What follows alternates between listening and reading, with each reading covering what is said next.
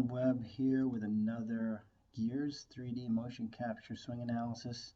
Um, Got another PGA Tour player here that we're going to use today, and we're looking at the right elbow, kind of more detailed look at the right elbow and how the right elbow and arm kind of flexes in the backswing and straightens through the finish, and the timing of that and when that should all occur and how much it bends.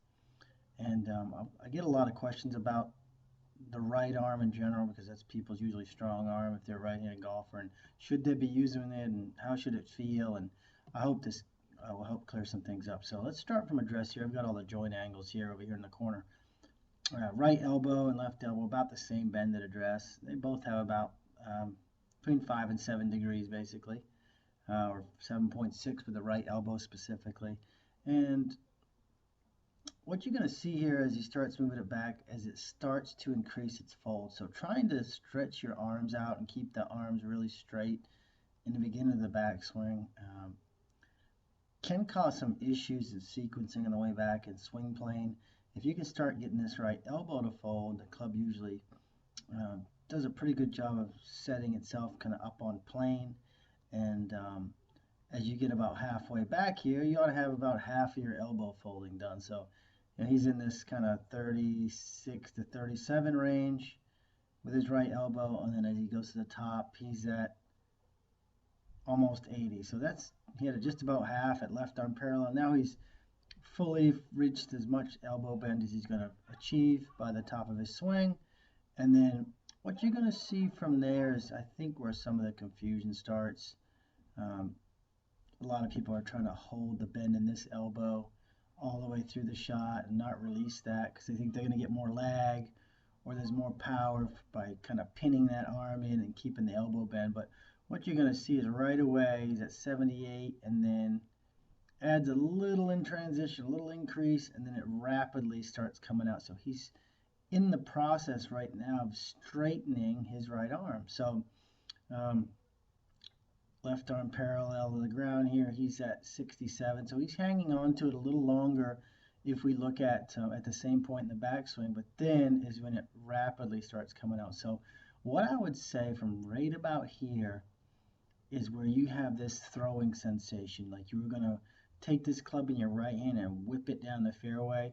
That's exactly what is going on here. So you can see the elbow bend 59, 52, coming out more 30s into the 20s.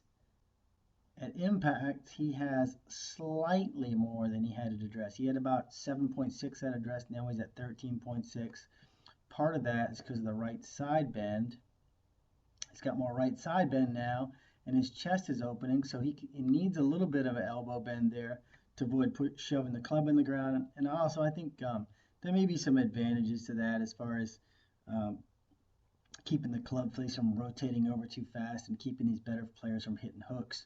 But you can see here through the shot, the right arm is completely going into this straight motion. He actually gets it he gets it a little less than where he started. There's 6.8. So you never really see any of these guys lock a joint out completely to 0 unless they hyperextend the knee or something. But this player here is fairly commonality with good players. They've got between you see a wide range, somewhat of a wide range here, anywhere from 70 up into the kind of low 100s. You don't see a lot of good players bending that right elbow more than that. They try to keep some width at the top, and then coming down again, they start expanding it rapidly into this kind of throwing motion. Now,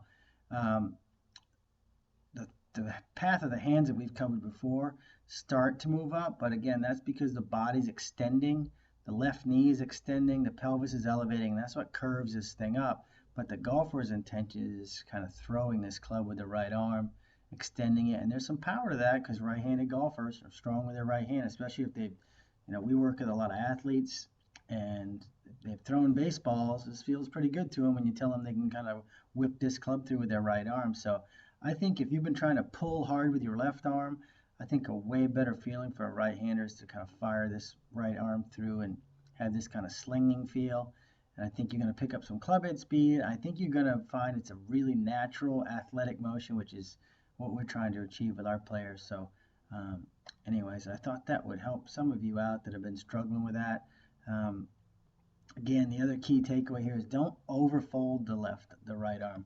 I don't see too many players that have too little fold in the right arm. Like you may see some that have more like 120, which gets really narrow and causes some